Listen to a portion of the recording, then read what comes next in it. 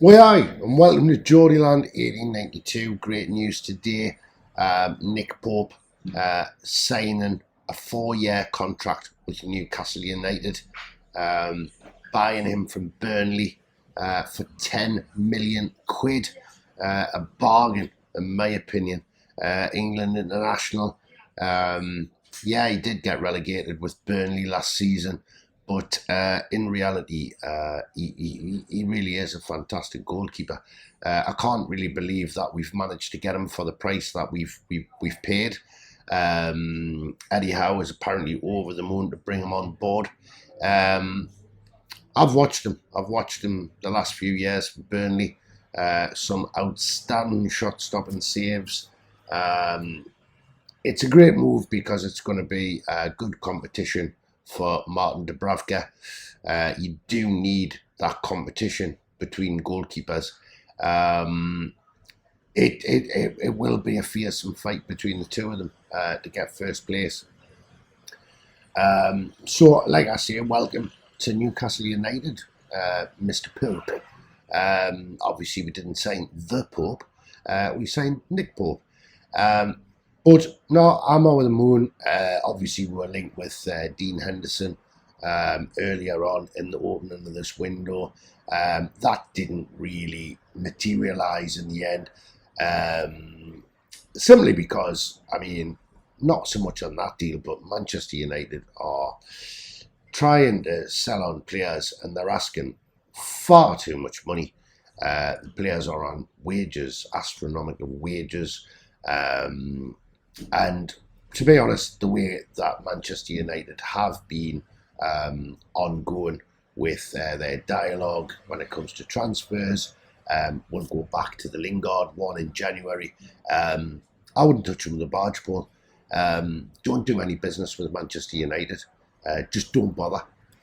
There's plenty more clubs out there, and there's lots and lots of players out there. Newcastle United need to just stay away from Manchester United. They're just trying to throw on, well, it's Newcastle tax as we all call it, but they're just throwing tons of money on top. And these are players that really they need out the door. Don't give them a hand. Don't help them. Enough said there. So obviously Nick Pope signed the third signing really this season. If you think about Dan Ashworth coming in, very important signing for the club as football director. But Matty Targett was the first one to sign. I honestly didn't believe he was going to sign. I have to say that. I've said that on a prior video, but he did. And I'm over the moon because he's tried and tested and he did a brilliant job for us last season. So I'm really, really happy about that. Great to see that the kits were officially released anyway. Well, the home kit. But as for Newcastle United transfers, where are we there? Well, obviously the Hugo Ekitike transfer saga, that is a saga now. That keeps ticking on. It keeps, the wheels keep spinning on it.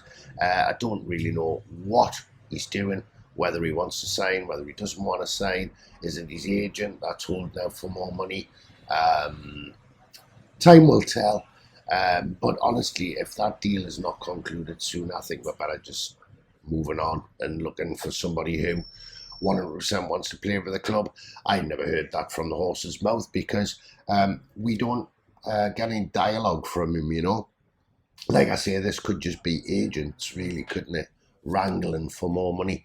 Obviously, Newcastle have money in the bank, and agents are going to, you know what agents are like. They're just fishing for more money all the time. But one thing I did read in the Italian press literally 2 days ago, and I've also read some more stuff today. Calciomercato and also Sport Italia, basically saying that AC Milan have backed out of the race for Sven Botman. The Italian press here is basically saying that Milan have no further interest, as they literally cannot afford to buy him at this moment in time. Obviously, that takeover is in process.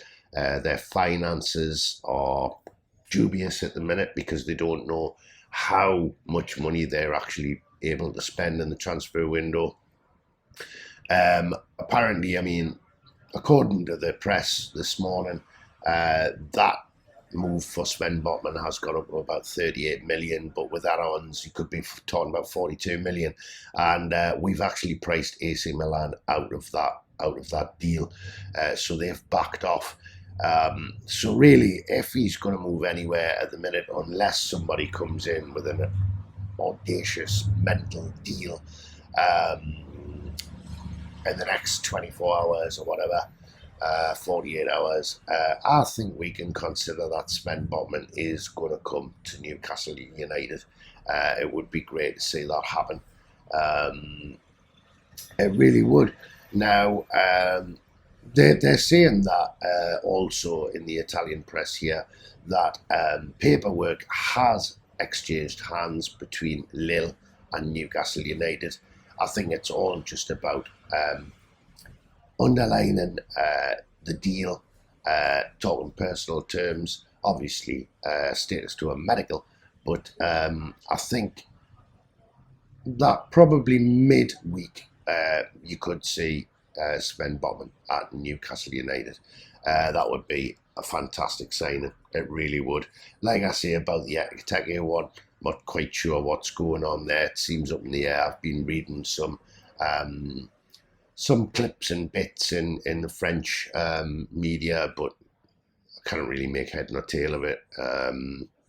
So it seems, I mean, at the end of the day, I mean, these players are on holiday at the minute. They're probably taking time to reflect. It's, it's their careers, and they're probably, they are going to be signing for a long time. And I suppose they need to reflect on that. So, for all us, the fans are a bit frustrated about it and excited at the same time.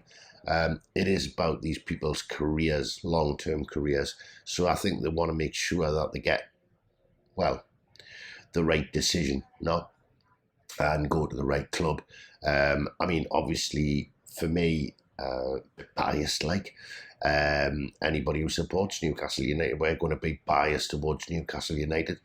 But the project that seems to be unfolding in front of us with the new owners, with a new takeover, it looks delicious, doesn't it? And anybody who really doesn't want to jump on board with that at the minute would be mad, in my opinion, because I think Newcastle United are going to become a force, not next year, but it'll take quite a few years, but we are going to become a force with the backing we have now. Now, obviously, we've had friendlies that have been announced pre-season. Obviously, the first game we'll be playing against Benfica, and that is in the Eusebio Cup. We've been invited to that, and obviously, pretty much soon after that, we've got a home game on the Friday, which is against Atalanta from Italy, and the day after, believe it or not, we're playing Athletic Bilbao. Now, I think they're three really suitable friendlies. Looking back at the friendlies we played at the start of last season, I don't think they were the right kind of friendlies to play. That could have been because of all the COVID nonsense and you know what I mean, all the problems there. Probably, obviously, we couldn't really probably travel abroad too much and stuff like that, so they just had to make the best of it. I understand that, but anyway, we're gonna be playing against some good opposition in our friendlies. It'll be a good measure. It'll be good to see. I mean, this season obviously is going to be a weird one because basically November we're going to have to stop, and the World Cup will start, and we don't resume again until Boxing Day or St. Stephen's Day on the 26th of December. I mean, incidentally, Nick Pope could well be going to that World Cup. Obviously, Callum Wilson could be too, and also Kieran Trippier. So that'd be interesting, won't it?